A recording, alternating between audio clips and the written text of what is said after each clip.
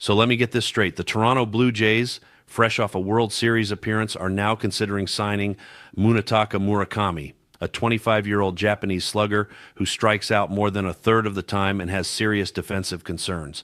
And we're supposed to be excited about this? We're supposed to pretend like this makes sense?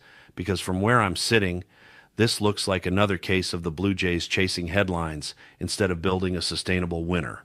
And before you come at me saying I don't appreciate international talent or I'm being unfair, let me break down exactly why this could be one of the worst decisions Toronto makes this entire offseason. First, let's talk about the elephant in the room.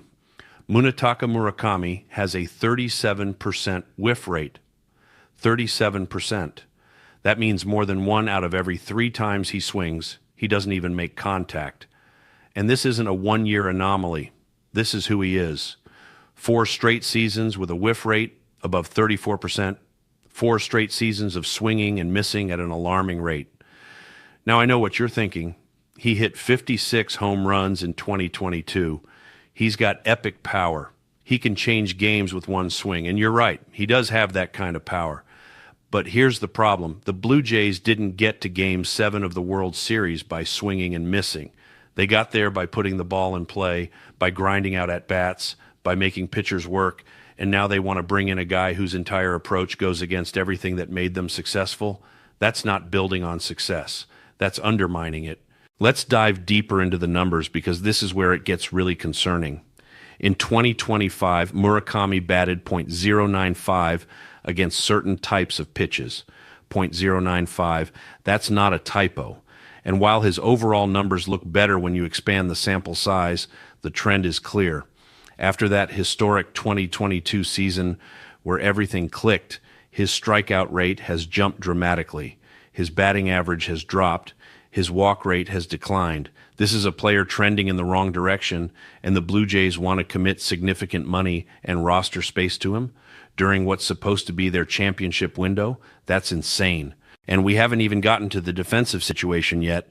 Murakami played 53 games at third base last season. He committed 5 errors. 5 errors in 420 innings. That's not good defense. That's a liability. The scouting reports are clear. He's not a good defensive third baseman. He's heading toward being a first baseman full-time. Which brings us to another massive problem. The Blue Jays have Vladimir Guerrero Jr. locked up for the next 14 seasons. 14 seasons, and there's zero chance he's moving off first base. Zero. So where exactly does Munetaka Murakami fit? Are we going to force him to play third base where he's already struggling defensively? Are we going to use him as a designated hitter and waste his legs? Are we going to platoon him and limit his at-bats? None of these options make any sense. Here's what really bothers me about this whole situation. The deadline to sign Murakami is December 22nd. That's coming up fast. And according to multiple reports, the Blue Jays are one of many teams interested. The Red Sox, Mariners, Tigers, Phillies, Mets, Pirates, all of them are circling. All of them see the 56 home run season and think they can fix the swing and miss issues. All of them believe they're smarter than everyone else. And somewhere in the middle of this feeding frenzy, common sense is getting lost. Because nobody wants to be the team that asks the hard questions. Nobody wants to be the organization that says, wait a minute, does this actually make sense for us? Does this fit our roster construction? Does this align with our hitting philosophy? The most damning piece of information comes from the scouting reports themselves. Multiple front offices have expressed skepticism about how Murakami's skill set will translate to the major leagues. Multiple evaluators have concerns about his big swing and miss profile. Multiple teams are worried about his defense. This isn't me making stuff up. This is coming from people who get paid millions of dollars to evaluate talent, and yet the Blue Jays are still pursuing him. They're still in on him. They're still considering allocating significant resources to a player that half the league has red flags on. That's not bold. That's reckless. Let's talk about what this signing would actually mean for the Blue Jays lineup. And they just went through an entire season prioritizing contact and putting the ball in play. That was their identity. That was their strength. And now they want to bring in a player who fundamentally changes that approach. You can't have it both ways. You can't say we won by being disciplined at the plate and then sign a guy who swings and misses constantly. You can't say defense matters and then stick a poor defender at a premium position. You can't say we're building for sustained success and then gamble on a high-risk, high-reward player who might flame out in 2 years. That's not a coherent strategy. That's throwing things at the wall and hoping something sticks. And here's the part that should really scare Blue Jays fans. There's another Japanese player available this offseason, Kazuma Okamoto. He's 29 years old. He's got elite power. And here's the key difference. He doesn't have the same swing and miss issues as Murakami. His plate discipline is significantly better. His contact rates are higher. His defensive versatility is greater. And according to reports, the Blue Jays sent scouts to watch him play. They're evaluating both players. So why in the world would they choose Murakami over Okamoto? The only answer is age. Murakami is 4 years younger. But you know what else comes with being younger and less refined? More risk, more uncertainty, more chance that you're paying for potential that never materializes. Multiple evaluators believe Okamoto might out-hit Murakami during their first 2 or 3 years in the majors. Read that again. The more polished player with better contact skills and less swing and miss is expected to produce better in the short term. And the Blue Jays' window is right now. They're not rebuilding. They're not developing. They're trying to win championships immediately. So why would you bet on the guy who needs time to work out the kinks when you could sign the guy who's ready to contribute today?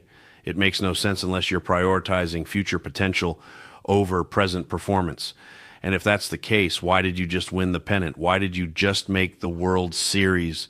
Your window's open now, not 3 years from now. The Murakami pursuit also reveals something deeper about the Blue Jays' decision-making process.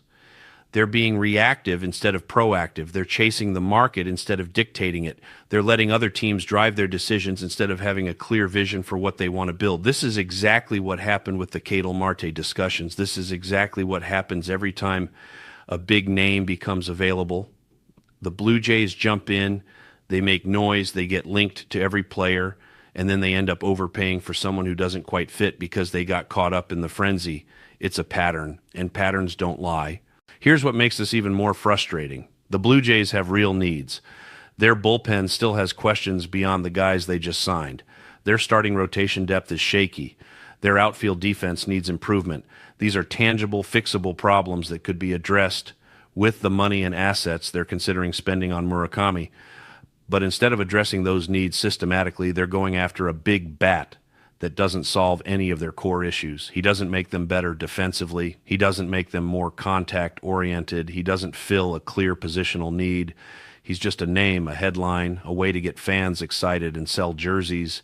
And maybe that matters to ownership, but it shouldn't matter to a front office that's supposed to be building a championship roster. The deadline pressure is real too. December 22nd is coming fast, and that creates urgency. That creates fear of missing out. That makes teams do stupid things. And the Blue Jays are walking right into that trap. They're letting the calendar dictate their decisions instead of sticking to their process. They're worried about losing out on Murakami to the Red Sox or the Mets or the Yankees, and that fear is clouding their judgment. Because here's the truth. If the Blue Jays miss out on Munetaka Murakami, they'll be fine. They'll find other options. They'll address their needs in different ways. But if they sign him and he doesn't work out, if he strikes out 180 times and can't play defense and doesn't fit the lineup, that's a multi-year commitment that handcuffs the entire organization.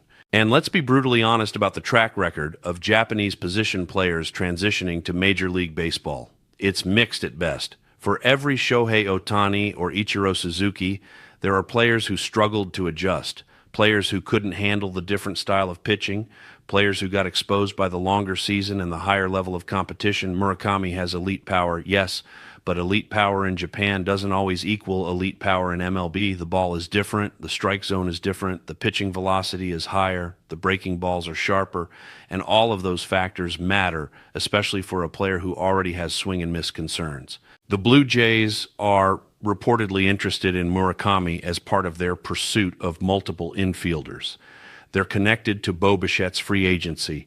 They're still thinking about Kyle Tucker.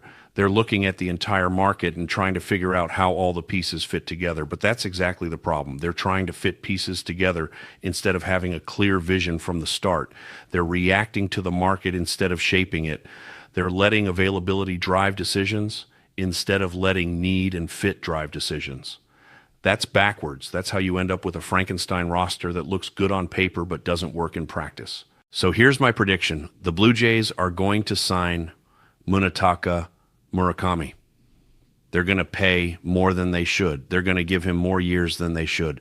They're going to convince themselves that they can fix his swing and miss issues and that his power will play in Rogers Center and that somehow the defensive concerns won't matter. And for the first month, maybe 2 months, everyone will be excited. The media will praise the move. Fans will buy jerseys. Social media will explode with highlights of his mammoth home runs. And then reality will set in. The strikeouts will pile up. The defensive miscues will cost games. The lack of fit will become obvious. And we'll all be sitting here wondering how we didn't see this coming when all the warning signs were right there in front of us from the very beginning. But by then, it'll be too late, and the Blue Jays will be stuck with another expensive mistake that limits their flexibility and wastes precious years of their championship window. And that's the real tragedy here. Not that Murakami isn't talented. He is. But that talent doesn't fit this team at this moment for this price. And everyone except the people making the decisions seems to understand that.